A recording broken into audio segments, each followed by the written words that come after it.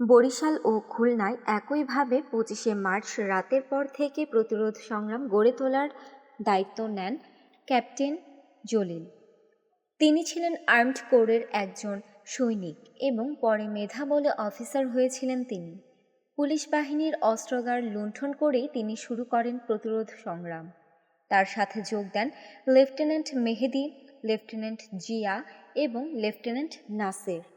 এছাড়াও তার সাথে যোগ দিয়েছিলেন ক্যাপ্টেন হুদা, ক্যাপ্টেন শাহজাহান ওমর, লেফটেন্যান্ট খুরশিদ প্রমুখ। লেফটেন্যান্ট খুরশিদ তথাকথিত আগরতলা মামলার একজন আসামিও ছিলেন। এরপর এম.এ. বেগ নামে একজন যুবক এসে নবম সেক্টরে যোগ দেয়। তিনি পাকিস্তান সেনাবাহিনীর একজন দক্ষ প্যারাশুট জাম্পার ও ফ্রগম্যান হিসেবে ট্রেনিং প্রাপ্ত সৈনিক বিধায় পরে তাকে নৌবাহিনীতে শিপম্যান হিসেবে নিয়োগ করা হয়েছিল।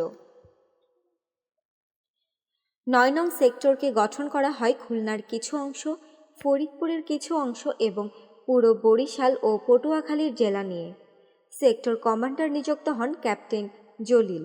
স্বাধীনতা সংগ্রামের প্রথমার্ধে বরিশাল, পটুয়াখালীতে ক্যাপ্টেন মেহেদি, খুলনার সুন্দরবন এলাকায় লেফটেন্যান্ট জিয়া এবং সীমান্তবর্তী এলাকায় ক্যাপ্টেন হুদা যুদ্ধ পরিচালনা করেছিলেন। জুলাই মাসে ৯ নং সেক্টরকে পুনর্গঠিত করা হয়।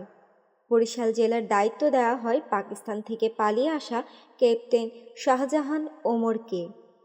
পটুয়াখালীর দায়িত্ব দেওয়া হয় ক্যাপ্টেন মেহেদিকে। সুন্দরবন ও খুলনার দায়িত্ব দেওয়া হয় লেফটেন্যান্ট জিয়াকে। পিরোজপুর, বাগেরহাট এলাকা দেয়া হয় সুবেদার তাজুল ইসলামকে। ক্যাপ্টেন হুদাকে দেওয়া হয় সীমান্তবর্তী এলাকা। সেক্টর হেডকোয়ার্টার্স প্রথম স্থাপন করা হয় হাসনাবাদে, পরে সরিয়ে নেওয়া হয় টাকিতে। সেক্টর হেডকোয়ার্টার্সে থাকতেন ক্যাপ্টেন জলিল। অ্যাডজুট্যান্ট এর দায়িত্বে নিয়োজিত ছিলেন ফ্লাইট সার্জেন্ট ফজলুল হক ও মফিজ। এদের সাথে স্টাফ অফিসার হিসেবে ছিল ক্যাপ্টেন আরিফিন। সেক্টরের প্রধান প্রশিক্ষণ কেন্দ্র ছিল তকিপুর। ইনচার্জ ছিলেন সুবেদার গোলাম আজম। ৯ নং সেক্টরের নৌবাহিনীর দায়িত্বে ছিলেন চিফ পেটি অফিসার এম.ইউ. আলম। সুন্দরবনে লেফটেন্যান্ট জিয়ার অধীনে ছিলেন ফুলমিয়া ও মধু। প্রথম পর্যায়ে টাকি, হাসনাবাদ, হিঙ্গলগঞ্জ এবং শমশেরনগরে মুক্তিবাহিনীর ক্যাম্প স্থাপন করা হলো। এরপর হিঙ্গলগঞ্জের ক্যাম্প উকসা পর্যন্ত বিস্তৃত করা হয়। এরপর বরিশাল, খুলনা অঞ্চলে ক্রমে যুদ্ধ ছড়িয়ে পড়েছিল। ক্যাপ্টেন জলিলকে শাসানো হয়। সীমিত গোলাবারুদ ও অস্ত্র নিয়ে মোকাবেলা করতে ভীষণ অসুবিধার সম্মুখীন হতে হচ্ছিল ক্যাপ্টেন জলিল এবং অন্যান্য অধিনায়কদের। প্রচুর অস্ত্রশস্ত্র এবং গোলাবারুদের প্রয়োজনীয়তা দেখা দেয়। এপ্রিলের শেষ সপ্তাহে ক্যাপ্টেন জলিল কোনো সোর্স এর মাধ্যমে ভারতীয় গোয়েন্দা সংস্থা এবং ভারতীয় বিএসএফ এর সাথে যোগাযোগ স্থাপন করতে সক্ষম হয়। তাদের মাধ্যমে তিনি কলকাতার ফোর্ট উইলিয়াম পর্যন্ত পৌঁছাতে সক্ষম হন। ইস্টার্ন কমান্ড হেডকোয়ার্টার্স তাকে কিছু হাতিয়ার ও গোলাবারুদ দেয়, কিন্তু দুর্ভাগ্যবশত সেগুলো বরিশাল নিয়ে যাওয়ার পথে পথিমধ্যে খান সেনাদের এক আচমকা অ্যাম্বুশ আক্রান্ত হয়ে কোনো রকমে প্রাণে বেঁচে ফিরে আসেন। প্রবাসী সরকার এবং কর্নেল ওসমানী তার এই ধরনের উদ্যোগে ক্ষেপে ওঠেন। বিশেষ করে কর্নেল ওসমানী তার প্রতি ভীষণভাবে রাগান্বিত হন এবং তাকে সেক্টর কমান্ডারের দায়িত্ব থেকে অপসারণের সিদ্ধান্ত নেন। কিন্তু অন্যান্য কমান্ডাররা এবং আমি ও নূর কোনো রকমে কর্নেল ওসমানীকে বোঝাতে সক্ষম হই যুদ্ধের সেই প্রাথমিক পর্যায়ে ক্যাপ্টেন জলিলের মতো একজন বীর এবং জনপ্রিয় কমান্ডারকে দায়িত্ব থেকে সরিয়ে দেওয়া ঠিক হবে না। এতে মুক্তিযোদ্ধাদের মধ্যে হতাশা সৃষ্টি হবে। আমাদের সবার আকুতি এবং অনুরোধে কর্নেল ওসমানী তার সিদ্ধান্ত পরিবর্তন করেন, কিন্তু ক্যাপ্টেন জলিলকে ওই ধরনের উদ্যোগ ও গাফিলতির জন্য হুঁশিয়ার করে তাকে শাসিয়েছিলেন কড়াভাবে। কিন্তু আশ্চর্যের বিষয় হলো, প্রবাসী বাংলাদেশের অস্থায়ী সরকার এবং ভারতীয় কর্তৃপক্ষের একাংশ ওই সিদ্ধান্ত পরিবর্তনে নাখোশ হয়েছিলেন। অন্যান্য অভিজ্ঞতা। আমি সালাম জানাই ওই সমস্ত যুবকদের চেতনা এবং দেশপ্রেমকে যারা মুক্তিযোদ্ধা হিসেবে জাতির মেরুদণ্ড হয়ে উঠেছিলেন। ইতিমধ্যে ঝড়ের বেগে আমার কাজ এগিয়ে চলেছে। কৃষ্ণনগর থেকে তকিপুর সমস্ত সেক্টর আমি ঝটিকা সফর করে বেড়াচ্ছি। আমার মূল দায়িত্ব যুব শিবির ও শরণার্থী শিবির থেকে গেরিলাদের রিক্রুট করে তাদের ট্রেনিংয়ের ব্যবস্থা করা, সাথে সাথে সেক্টর ট্রুপসদের প্রশিক্ষণ ও অপারেশনে সাব সেক্টর কমান্ডারদের সাহায্য করা। এরই ফাঁকে প্রথম ইস্ট বেঙ্গল রেজিমেন্টকে পুনর্গঠিত করার কাজেও ক্যাপ্টেন হাফিজকে সাহায্য করেছিলাম যতটুকু সম্ভব। রাত দিন পরিশ্রম করে জুন মাসের মধ্যেই প্রায় 1010 গেরিলা রিক্রুট করে ফেলেছিলাম। তাদেরকে 200 থেকে 500 এর একটি ব্যাচে বিহারের চাকুরিয়া ট্রেনিং ক্যাম্পে 4 থেকে 6 সপ্তাহের ট্রেনিংয়ে পাঠানো হচ্ছিল। একই সাথে যুব শিবির এবং সাব সেক্টরগুলোতেও আমরা কয়েকটি ট্রেনিং ক্যাম্প প্রতিষ্ঠিত করেছিলাম। সেক্টরের নিয়মিত বাহিনীর অভিজ্ঞ সৈনিকরা গেরিলাদের হালকা অস্ত্র, grenade, demolition, red, ambush and armed combat, map reading, urban এবং জঙ্গল ওয়ারফেয়ার, অবস্টেকলস প্রভৃতি বিষয়ে প্রশিক্ষণ দিচ্ছিলেন। লাইভ ফায়ারিংয়ের বন্দোবস্তও করা হয়েছিল টেম্পোরারি রেঞ্জ তৈরি করে। একই সাথে চলছিল মোটিভেশন ক্লাস। এগুলো রিক্রুটিংয়ের কাজে নিয়োজিত থাকাকালে একটি অভিজ্ঞতার কথা উল্লেখ না করে পারছি না। যুদ্ধকালে প্রায় 1 লাখের মতো মুক্তিযোদ্ধার ট্রেনিং নেয়, কিন্তু এর মধ্যে শতকরা 1 ভাগও শরণার্থী শিবিরের লোক ছিল না। শরণার্থী শিবিরের আশ্রয় গ্রহণকারী বেশিরভাগ লোকই ছিলেন হিন্দু। তাদের মধ্যে খুব কম লোকের মাঝেই ট্রেনিং গ্রহণ করে শত্রুর মোকাবেলা করার জন্য যুদ্ধে যাওয়ার আগ্রহ দেখা যেত। বাংলাদেশ থেকে পালিয়ে শরণার্থী শিবিরে যারা আশ্রয় নিয়েছিল তারা পরিবারের সব সদস্য নিয়েই সেখানে থাকত। জীবন বাঁচানোর জন্য দুবেলা দুমুঠো আহারের নিশ্চয়তাও শিবিরে তাদের ছিল। বাংলাদেশ নিয়ে দুশ্চিন্তা করার মতো তাদের খুব বেশি কেউই ছিল না। শিবিরে তাদের জীবনের নিরাপত্তাও ছিল। তাদের নিরাপদে স্বদেশে প্রত্যাবর্তনের ব্যবস্থা কারা করেছে, কিভাবে করছে, এ নিয়ে তাদের তেমন কোনো মাথা ব্যথা ছিল না। মনে মনে হয়তো বা তারা চাইতো কষ্টের কাজটুকু অন্যে করুক, তারা একদিন ধীরে সুস্থে ফিরতে পারলেই হয়। শরণার্থী শিবিরের বাসিন্দাদের মধ্যে অনেকেরই আবার পশ্চিমবঙ্গে আত্মীয় স্বজন বিভিন্ন শহর গ্রামে পার্টিশনের সময় এসে স্থায়ী বসতি স্থাপন করেছিলেন। মুক্তিযুদ্ধে যোগ দেবার চাপ এড়াতে বয়স্করা যুবকদের বর্ডার থেকে দূরে তাদের আত্মীয় স্বজনদের কাছে পাঠিয়ে দিত। ওরা সেখানে কাজকর্ম, ব্যবসা বাণিজ্য এবং বিভিন্ন পেশা গ্রহণ করে জীবন চালাতো। শরণার্থীদের মধ্যে নিছক প্রাণের ভয়ে যারা দেশ ত্যাগ করেছিল তাদের মধ্যে সুবিধাবাদী মনোবৃত্তি লক্ষ্য করা যায়। যুদ্ধে তাদের বিশেষ কোনো অবদান ছিল না। কিছু থাকলে তা ছিল পরিস্থিতি সাপেক্ষে, স্বেচ্ছা প্রণোদিত হয়ে নয়। অনেক ক্ষেত্রে শরণার্থী শিবিরগুলোতে খুঁজেও সমর্থ লোক পেতাম না। পাওয়া যেত শুধু বুড়ো মানুষ, শিশু ও মহিলাদের। এরই বিপরীত অবস্থা ছিল যুব শিবিরগুলোতে। হাজার হাজার তরুণ, যুবক, ছাত্রছাত্রী, সমাজের অন্যান্য পেশাজীবী সমর্থ ছেলেদের ভিড়ে প্রতিটি যুব শিবিরই ভরে থাকত সবসময়। বাসস্থানের সংকুলানের অভাবে অনেককে ফিরিয়েও দেওয়া হতো বাধ্য হয়ে। তারা তাদের আত্মীয় পরিজনদের বাংলাদেশে ফেলে রেখে ছুটে আসতো সমস্ত ঝুঁকি নিয়ে শুধুমাত্র মুক্তিযুদ্ধে যোগ দিয়ে ট্রেনিং গ্রহণ করে হাতিয়ার নিয়ে বাংলাদেশে ফিরে গিয়ে খান সেনাদের বিরুদ্ধে যুদ্ধ করার জন্য। তারা অতি কষ্টকর পরিবেশে যুব শিবিরে দিনের পর দিন আধপেটা খেয়ে, অনেক ক্ষেত্রে অভুক্ত থেকে উদ্গ্রীব হয়ে অপেক্ষা করত কবে তাদের রিক্রুট করে ট্রেনিংয়ে পাঠানো হবে। শত কষ্টে ও তাদের মনোবল ভেঙে পড়তে দেখিনি। প্রত্যেকের মধ্যে দেখেছি প্রতিশোধের স্পৃহা এবং দেশকে স্বাধীন করার অঙ্গীকার।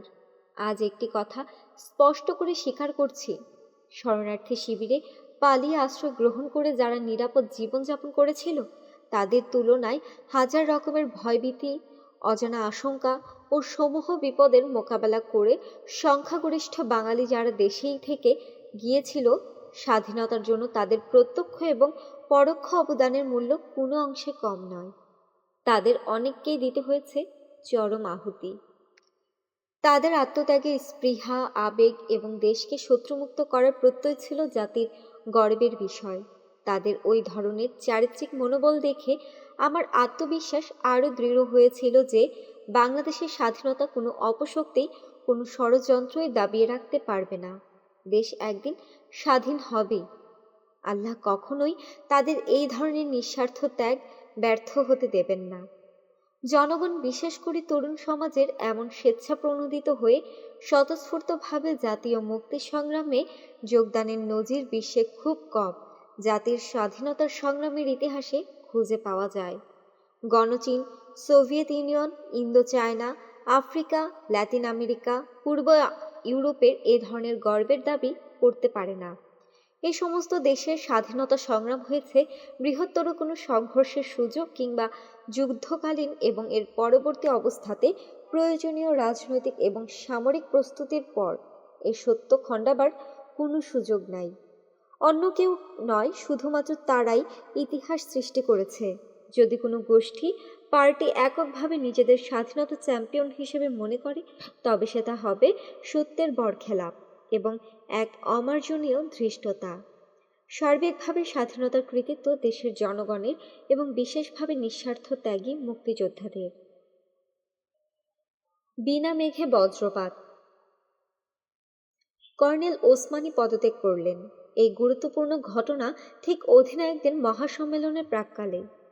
ভারতীয় গোয়েন্দা বাহিনীর সহায়তায় ক্যাপ্টেন জলিলের ফোর্ট উইলিয়ামের পূর্বাঞ্চলীয় হেডকোয়ার্টার্সের কর্মকর্তাদের সাথে গোপন যোগাযোগ থেকে একটি বিষয় পরিষ্কার হয়ে উঠল।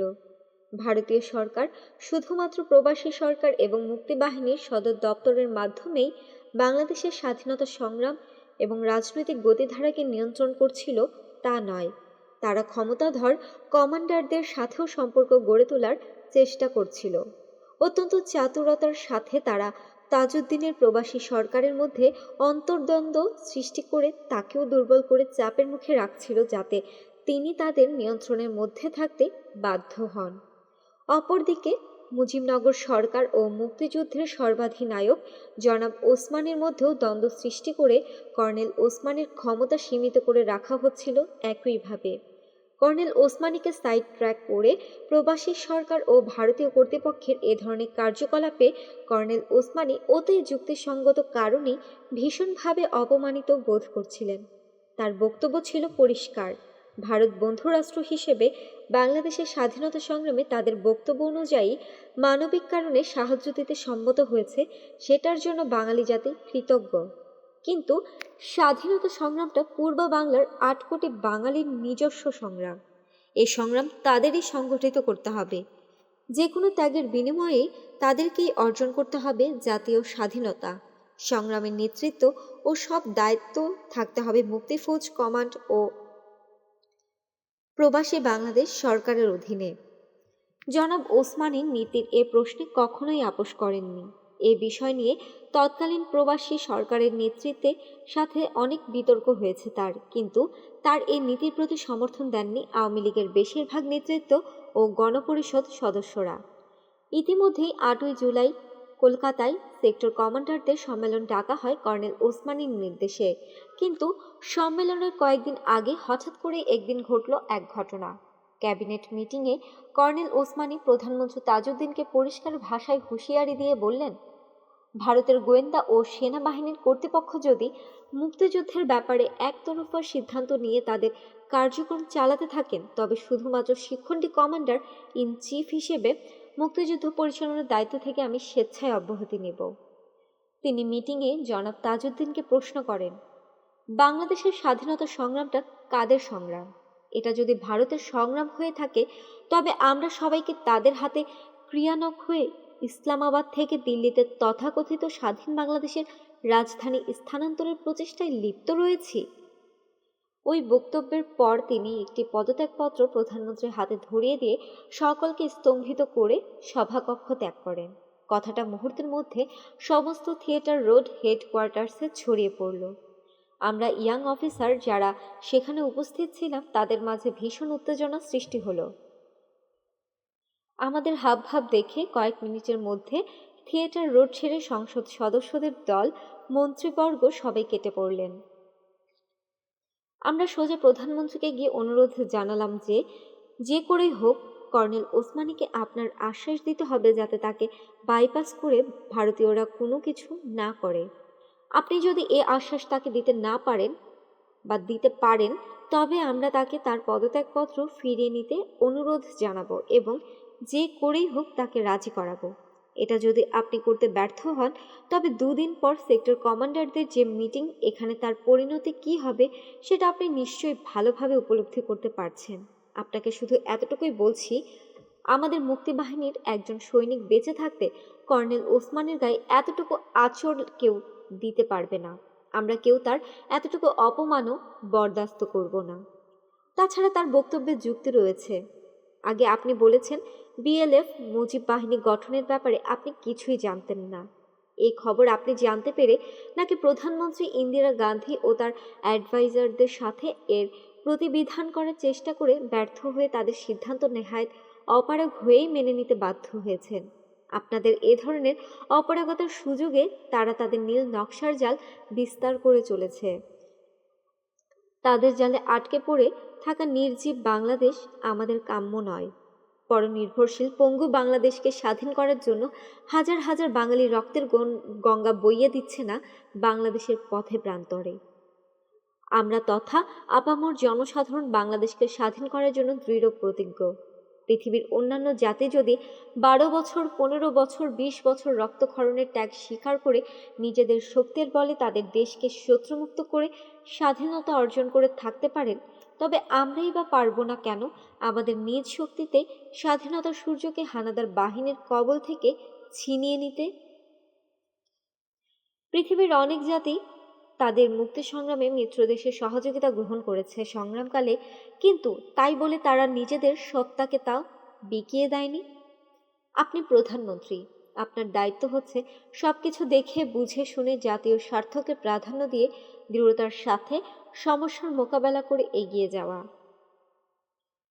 আপনি যদি সততা ও আন্তরিকতার সাথে এগিয়ে চলেন, তবে আপনি আপনার যাত্রাপথে নিঃসঙ্গ হবেন না।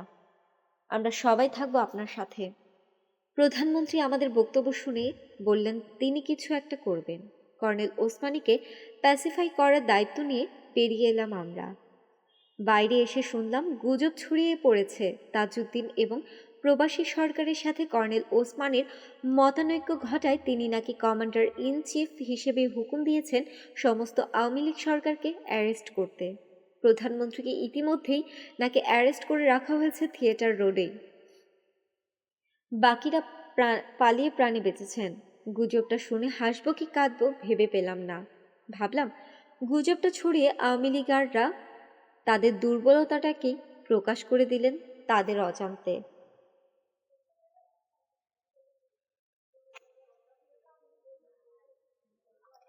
অধিনায়কদের মহাসম্মেলন। 8ই জুলাই মহাসম্মেলনের দিন ধার্য করা ছিল। অধিনায়কদের অনেকেই কলকাতায় পৌঁছে গেছেন। আমরা তখনও চেষ্টা করছিলাম যাতে কর্নেল ওসমানী তার পদত্যাগপত্র প্রত্যাহার করে নেন।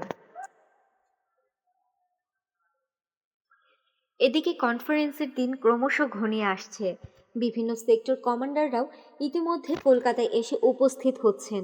কর্নেল ওসমানীকে আমরা এক নাগাড়ে বুঝিয়ে চলেছি, অনুরোধ করে চলেছি তার পদত্যাগপত্র প্রত্যাহার করে নিতে। ভীষণ একরোখা মানুষ কর্নেল ওসমানী। যারা তার সান্নিধ্য লাভ করতে সক্ষম হয়েছেন তারা সবাই সেটা জানেন। অত্যন্ত আত্মসম্মানবোধী এবং অভিমানী তিনি। নীতির প্রশ্নে জীবনে কেউই তাকে আপোস করতে সক্ষম হয়নি। নূর ও আমাকে তিনি ভীষণভাবে স্নেহ করতেন। বকাও খেয়েছি অনেক, কোনো সময় অযৌক্তিকভাবেও বটে। তবু তার জীবনের শেষ দিনটি পর্যন্ত তার যে আন্তরিক ভালোবাসা আমি পেয়েছি তা ভাষায় প্রকাশ করা সম্ভব নয়। সেটা এক অমূল্য অনুভূতি। একান্ত নিভৃতে শ্রদ্ধার সাথে তাকে ও তার স্মৃতিগুলো আমি স্মরণ করে যাব সারা জীবন। চাকুরিতে থাকাকালীন এবং চাকুরিচ্যুত অবস্থায় আমরা নিজেদের মাঝে অনেক মতামত বিনিময় করেছি নির্দ্বিধায়। এমনকি অনেক ব্যক্তিগত এবং পারিবারিক সমস্যা সম্পর্কেও তার পিতৃসুলভ আচরণ ও উপদেশাবলীর কথা আজও মনে হলে হৃদয় ভারাক্রান্ত হয়ে ওঠে। যাক সে কথা, বাইরের ওসমানীর চেয়ে তার অন্তরের কিছুটা জানতে পারার সৌভাগ্য আমার হয়েছিল বলে নিজেকে আমি ধন্য মনে করি। আমাদের আকুতি মিনতির জবাবে তিনি কিছুই বলছেন না। এমন একটা অনিশ্চয়তার মাঝেই শুরু হলো সম্মেলন 11 জুলাই 1971-এ। অধিবেশনের আগে যখন এই সমস্ত ঘটনা ঘটছিল, তখনই মে মাসের শেষ দিকে একদিন বয়রা সেক্টর এর একটি অপারেশনে আমি প্রথমবারের মতো গুলিবিদ্ধ হই। ইনজুরিটা বিশেষ সিরিয়াস ছিল না। ডান হাতের মাঝের আঙুলটা ভেঙে গিয়েছিল গুলি লেগে। আল্লাহর অসীম কৃপায় প্রাণে বেঁচে যাই। ক্ষত নিয়েই আমার দায়িত্ব চালিয়ে যাচ্ছিলাম। হাতের ব্যান্ডেজ নিয়েই সেক্টরে সেক্টরে ঘুরে ফিরেছি। ফলে ঠিকমতো ওষুধ এবং কেয়ার না নেয়ায় ক্ষত এতটা খারাপ ধরনের ইনফেকশন দেখা দেয়। ফলে হেডকোয়ার্টার্সদের সাথে সার্বক্ষণিক যোগাযোগ আমি রক্ষা করতে পারিনি। অবশ্য নূরের মাধ্যমে মাঝে মধ্যে খবরাখবর যতটুকু সম্ভব জানার চেষ্টা করেছি। সেক্টর থেকে যোগাযোগের ব্যবস্থাও ছিল খুবই সীমিত। সম্মেলনের সব সেক্টর থেকে কমান্ডাররা এসেছিলেন। সম্মেলনের দিন সকালে নূর এসে বলল, কর্নেল ওসমানী কনফারেন্স অ্যাটেন্ড করবেন না, কারণ প্রধানমন্ত্রী ও মুজিবনগর সরকারের কাছ থেকে তিনি তার পদত্যাগের ব্যাপারে সন্তোষজনক কোনো জবাব পাননি। সেক্ষেত্রে তার পক্ষে সম্মেলনে উপস্থিত হওয়াটা হবে অসম্মানজনক। তাছাড়া সম্মেলনে সবাই তাকে পদত্যাগের কারণেও জিজ্ঞেস করতে পারেন। পদত্যাগের সঠিক কারণ এই মুহূর্তে সবাইকে জানানোটা সমীচীন মনে করছেন না কর্নেল ওসমানী। নূর এ খবরটা আমাকে জানিয়ে অনুরোধ করল সমস্ত ব্যাপারটা গোপন রাখতে। মুজিবনগর সরকারের প্রতিক্রিয়া দেখে কর্নেল ওসমানী তার পরবর্তী পদক্ষেপ ঠিক করবেন আভাস পেলাম। থিয়েটার রোডেই কনফারেন্স শুরু হলো। সবাই উপস্থিত। জনাব তাজউদ্দিন আহমেদ প্রধানমন্ত্রী ও প্রতিরক্ষা মন্ত্রী হিসেবে হাজির হলেন। বাংলাদেশ মুক্তিবাহিনীর সেনাপ্রধান হিসেবে ওসমানী অনুপস্থিত। তিনি জানিয়েছেন বিশেষ কারণবশত তার পক্ষে সম্মেলনে উপস্থিত হওয়া সম্ভব নয়, কিন্তু নিয়ম অনুযায়ী কর্নেল ওসমানীর উপস্থিতি সেখানে ছিল অপরিহার্য। কিন্তু তিনি নেই দেখে সবার কাছে ব্যাপারটা খুবই অস্বাভাবিক মনে হলো। যাই হোক, জনাব তাজউদ্দিন লম্বা চওড়া ভাষণ শুরু করলেন। তার ভাষণে তিনি সবাইকে জানালেন সেক্টর কমান্ডারদের অনাস্থাবশত কর্নেল ওসমানী পদত্যাগপত্র দাখিল করেছেন। উপস্থিত সবাই প্রধানমন্ত্রী এই ঘোষণা শুনে স্তম্ভিত হয়ে গেলেন। কথাটা এতই আকস্মিক এবং অপ্রত্যাশিত ছিল যে কমান্ডারদের মধ্যে ভীষণ উত্তেজনার সৃষ্টি হলো। কর্নেল ওসমানীর উপর কমান্ডারদের আস্থা নেই এই কথা প্রধানমন্ত্রী কি করে জানলেন, সে বিষয়ে অনেকে প্রশ্ন উত্থাপন করলেন। প্রধানমন্ত্রী পরিষ্কার কোনো জবাব দিতে পারলেন না। বাকবিতণ্ডার মাঝে অল্প সময়ের মধ্যেই তাকে কনফারেন্স হল ত্যাগ করে চলে যেতে হলো। সম্মেলন স্থগিত রাখার সিদ্ধান্ত নিলেন মুক্তিযোদ্ধা কমান্ডাররা। ফলে কর্নেল ওসমানী সবার কাছে, বিশেষ করে বাঙালি বীর মুক্তিযোদ্ধাদের কাছে অত্যন্ত শ্রদ্ধেয় ব্যক্তি। তার উপর অনাস্থা এনেছেন কারা, সেই রহস্য উদ্ঘাটন না হওয়া পর্যন্ত কোনো কনফারেন্স হবে না বলে সিদ্ধান্ত গৃহীত হলো প্রধানমন্ত্রীর অবর্তমানে। এই অবস্থার সুযোগ গ্রহণ করে আমি ও নূর মেজর জিয়া, মেজর খালেদ মোশাররফ এবং উইং কমান্ডার বাশারকে একান্তভাবে কর্নেল ওসমানীর পদত্যাগের আসল কারণ খুলে বললাম। আমরা এটাও তাদের বুঝিয়ে বললাম কর্নেল ওসমানীর এ ধরনের স্ট্যান্ড এ অস্থায়ী সরকার ও ভারতীয় কর্তৃপক্ষের নীল নকশা বাস্তবায়নের ক্ষেত্রে বাধা সৃষ্টি হয়েছে। তাই তারা অতি কৌশলে কমান্ডার ইন চিফের পদ থেকে তাকে বাদ দেওয়ার পরিকল্পনা আঁটছে, তার পদত্যাগের সুযোগ গ্রহণ করে। তাদের এই পরিকল্পনার পেছনে মুক্তিযুদ্ধের কয়েকজন কমান্ডারও পরোক্ষভাবে সমর্থন জানাচ্ছেন। এ প্রসঙ্গে আমরা তাদের আমাদের দিল্লির অভিজ্ঞতা এবং বিএলএফ মুজিব বাহিনী গড়ে তোলার নীল নকশার কথাও খুলে বললাম। সবকিছু বিস্তারিত জানিয়ে তাদের অনুরোধ করলাম যে করেই হোক কর্নেল ওসমানীকে আমাদের মুক্তিযুদ্ধের সর্বাধিক নায়ক হিসেবে রাখতে হবে। তাকে সম্মুখে রাখতে না পারলে নীল নকশার মোকাবেলা করতে আমরা সবাই ব্যর্থ হব, আর তাতে জাতীয় স্বার্থ ভীষণভাবে ক্ষতিগ্রস্ত হবে। আমাদের সাথে তারা একমত হলেন। ঠিক হলো, উপস্থিত সবার তরফ থেকে তারা কর্নেল ওসমানীর সাথে দেখা করে তাকে তার পদত্যাগপত্র প্রত্যাহার করতে অনুরোধ জানাবেন। একই সাথে তাকে আশ্বাসও দেওয়া হবে তিনি যাতে সসম্মানে তার পদত্যাগপত্র প্রত্যাহার করে নিতে পারেন সেই ব্যবস্থা গ্রহণ করার জন্য অস্থায়ী সরকারকে বাধ্য করা হবে সমগ্র মুক্তিযোদ্ধাদের তরফ থেকে। কর্নেল ওসমানীর সাথে গোপন বৈঠক হলো। আমরা যা বলেছিলাম তার পুনরাবৃত্তিই তিনি করলেন তাদের কাছে। সবাই তার পদত্যাগ করার পেছনের যুক্তি পরিষ্কার বুঝতে পারলেন। সব বুঝে তারা তাকে অনুরোধ জানালেন জাতীয় স্বার্থবিরোধী সব ষড়যন্ত্রকে মোকাবিলা করার জন্য তার নেতৃত্ব বিশেষভাবে প্রয়োজন। একমাত্র তিনিই মুক্তিবাহিনীকে ঐক্যবদ্ধ রাখতে পারেন। ঐক্যবদ্ধ প্রচেষ্টা ছাড়া কোনো ষড়যন্ত্রের পদত্যাগপত্র মোকাবেলা করা সম্ভব নয়। তাদের দেয়া অ্যাসুরেন্সের পরিপ্রেক্ষিতে কর্নেল ওসমানী তার পদত্যাগপত্র প্রত্যাহার করবেন বলে আমাদের কাছে প্রতিজ্ঞাবদ্ধ হলেন। তার সাথে আলাপের পর আমরা গেলাম অস্থায়ী প্রেসিডেন্ট জনাব নজরুল ইসলাম ও অস্থায়ী প্রধানমন্ত্রী জনাব তাজউদ্দিনের কাছে। আমাদের দেখে দুজনেই বেশ কিছুটা অস্বস্তি বোধ করছিলেন। সকালের মিটিংয়ের অবস্থা বুঝে জনাব তাজউদ্দিন ইতিমধ্যেই শঙ্কিত হয়ে পড়েছিলেন। সরাসরিভাবে প্রধানমন্ত্রীকে প্রশ্ন করা হলো, আপনি কোন যুক্তির ভিত্তিতে সকালে আপনার বক্তব্যে বললেন সেক্টর কমান্ডারদের অনাস্থার পরিপ্রেক্ষিতে কর্নেল ওসমানী পদত্যাগ করার সিদ্ধান্ত নিয়েছেন? জবাবে কিছুটা বিব্রত হয়ে তাজউদ্দিন সাহেব বললেন, তার কাছে খবর রয়েছে যে বেশ কিছু কমান্ডার জনাব ওসমানীর উপর অনাস্থা পোষণ করেছেন। মহামান্য প্রধানমন্ত্রী, আপনাকে স্পষ্ট ভাষায় জানিয়ে দিতে চাই, শুধুমাত্র কমান্ডারদের তরফ থেকেই নয়, সমগ্র মুক্তি ফৌজের তরফ থেকে আমাদের পূর্ণ আস্থাই যে রয়েছে কর্নেল ওসমানীর ওপর মুক্তিবাহিনীর সর্বাধিনায়ক হিসেবে, তা নয়, তিনি আমাদের অতি শ্রদ্ধার পাত্রও বটে। তার পরিবর্তে অন্য কাউকে যদি কমান্ডার ইন চিফ বানাবার চিন্তাভাবনা করে থাকেন, তবে বলতে বাধ্য হচ্ছে আমাদের বেশিরভাগ মুক্তিযোদ্ধার কাছে তিনি গ্রহণযোগ্য নাও হতে পারেন। প্রবাসী সরকারের কাছে হয়তো বা ক্ষমতা থাকতে পারে, সরকার ইচ্ছামতো একজন সর্বাধিনায়কও নিয়োগ করতে পারেন, কিন্তু তার পরিণতি কী হবে সেটাও একটু ভেবে দেখবেন।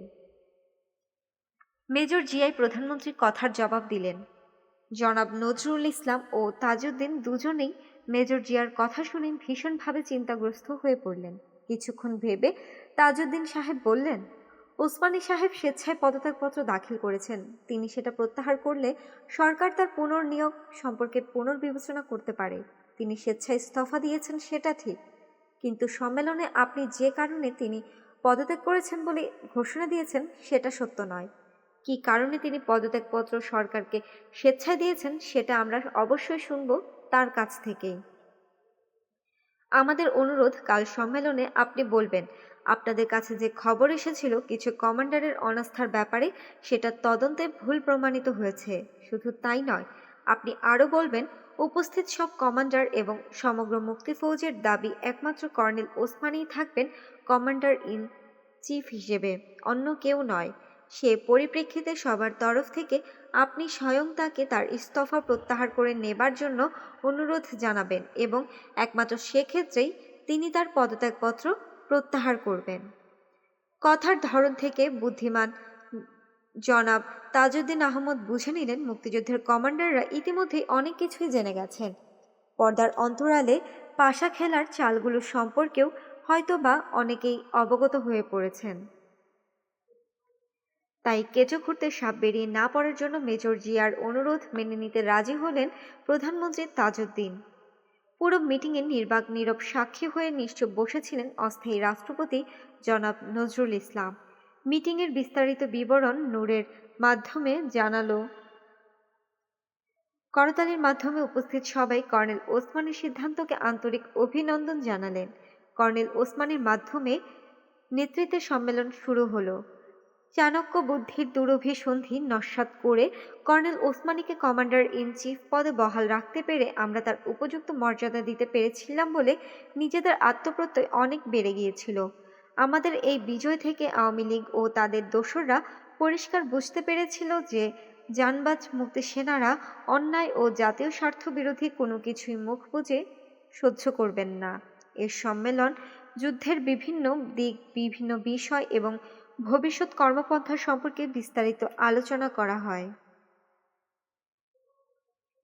আলোচনার বিষয়বস্তু সম্পর্কে কর্নেল ওসমানীর মনোভাব আমাদের আগেই জানা ছিল, সে আলোকেই আলোচনা পরিচালিত হয়। ওই বৈঠকে lieutenant colonel M A Rab Bangladesh মুক্তি ফৌজের চিফ অফ স্টাফ এবং group captain A K Khandaker deputy chief of staff নিযুক্ত হন। এছাড়া গুরুত্বপূর্ণ সিদ্ধান্ত যেসব নেওয়া হয়েছিল তা হচ্ছে: ১. বিভিন্ন সেক্টরের সীমানা নির্ধারণ। 2. মুক্তিযুদ্ধের কৌশল পদ্ধতির সারসংক্ষেপ এবং বর্ণনা। ক. নির্ধারিত এলাকার নির্দিষ্ট দায়িত্বে 5 অথবা 10 জনকে নিয়ে গঠিত ট্রেনিংপ্রাপ্ত গেরিলা দলগুলোকে বাংলাদেশের অভ্যন্তরে পাঠানো হবে। খ. গেরিলাদের শ্রেণীবিভক্তি। Action group. এই গ্রুপের সদস্যরা শত্রুর বিরুদ্ধে সরাসরিভাবে গেরিলা হামলা চালাবে। তারা শতকরা 50 থেকে 100 ভাগ হাতিয়ার বহন করবে। গোয়েন্দা সেনা। এই গ্রুপের গেরিলারা হেডকোয়ার্টার্সের অধীনে প্রতিষ্ঠিত গোয়েন্দা বিভাগের নির্দেশে কার্যক্রম পরিচালনা করবে। এরা সাধারণত সম্মুখ সংঘর্ষে জড়িত হবে না। এদের মূল দায়িত্ব হবে খবরাখবর সংগ্রহ করা। এদের কাছে শতকরা 30 থেকে 50 ভাগের বেশি অস্ত্র থাকবে না। গেরিলা ঘাঁটি। প্রতিটা গেরিলা ঘাঁটি সেক্টর ট্রুপস এর দ্বারা রক্ষিত হবে। প্রতিটি ঘাঁটিতে গেরিলাদের জন্য থাকা খাওয়ার ব্যবস্থা এবং ট্রেনিংয়ের ব্যবস্থা থাকবে। প্রত্যেক ঘাঁটিতে একটি করে মেডিকেল টিম থাকবে প্রয়োজনে গেরিলাদের চিকিৎসার জন্য। প্রত্যেক ঘাঁটিতে গেরিলাদের রাজনৈতিকভাবে সচেতন করে তোলার জন্য একজন রাজনৈতিক নেতা থাকবেন। তার দায়িত্ব হবে বিভিন্ন কর্মপদ্ধতির মাধ্যমে পাকিস্তানিদের মানসিকভাবে দুর্বল করে দেয়া এবং একই সঙ্গে বাঙালিরা যেন মানসিক সাহস ও শক্তি হারিয়ে না ফেলে সেদিকে লক্ষ্য রাখা। শত্রুর বিরুদ্ধে বড় ধরনের আক্রমণ পরিচালনার উদ্দেশ্যে আরও বেশি সংখ্যক গেরিলা কিংবা নিয়মিত বাহিনীর সৈনিকদের সংকলনের জন্য প্রতিটি ঘাঁটিকে তৈরি রাখাও এদের দায়িত্ব ছিল। কিন্তু বাস্তবে পরবর্তীকালে এই রাজনৈতিক দায়িত্ব গ্রহণ করার জন্য মুজিবনগর সরকার থেকে কোনো প্রতিনিধি আসেনি। সেক্টর এবং সাবসেক্টর কমান্ডারদেরকেই নিজেদের উদ্যোগে এ দায়িত্ব পালন করতে হয়েছিল। 3. নিয়মিত বাহিনীর সদস্যদের অবিলম্বে ব্যাটালিয়ন ফোর্স এবং সেক্টর ট্রুপস এ সংগঠিত করতে হবে। 4. যুদ্ধ পরিকল্পনা পদ্ধতি ছিল নিম্নরূপ। ক. প্রতিটি সুবিধাজনক স্থানে শত্রুর বিরুদ্ধে আঘাত হানার জন্য বিপুল সংখ্যক গেরিলাকে বাংলাদেশের অভ্যন্তরে পাঠানোর বন্দোবস্ত করতে হবে। খ. কোনো শিল্প প্রতিষ্ঠান চালু রাখতে দেয়া হবে না। বিদ্যুতের খুঁটি, সাবস্টেশন প্রভৃতি ধ্বংস করে বিদ্যুৎ সরবরাহ অচল করে দিতে হবে। গ. কোনো কাঁচামাল কিংবা উৎপাদিত পণ্য রফতানি করতে দেয়া হবে না। এই সমস্ত জিনিস যে সমস্ত গুদামে থাকবে সেগুলো ধ্বংস করে দিতে হবে। কোনো কাঁচামাল কিংবা উৎপাদিত পণ্য রফতানি করতে দেয়া হবে না। এই সমস্ত জিনিস যে সমস্ত গুদামে থাকবে সেগুলো ধ্বংস করে দিতে হবে। ঘ. শত্রুপক্ষের সৈন্য ও সামরিক সরঞ্জাম, রসদপত্র আনা নেওয়ার জন্য ব্যবহারযোগ্য যানবাহন, রেলপথ, নৌযান, রাস্তা, পুল প্রভৃতি পরিকল্পিতভাবে ধ্বংস করতে হবে।